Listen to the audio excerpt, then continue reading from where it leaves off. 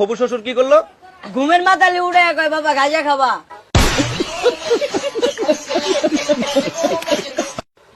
তুমি কি করো? ভিক্ষা করি। ভিক্ষা করো। এই ভিক্ষা করার টাকা তোমার বাবা কি করে? এদিক গাঁজা খায়।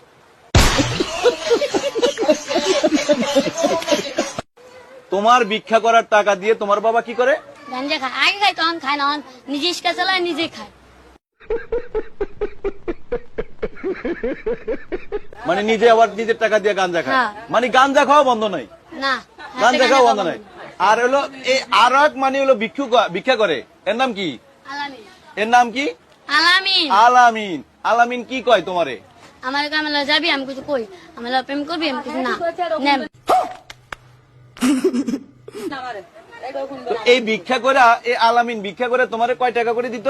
70-80 টাকা রাত দেয় না। এই টাকা দিয়ে তুমি কি খাইতা? আমি খাইলে খাইতাম, না খাইলে মারা দিতাম।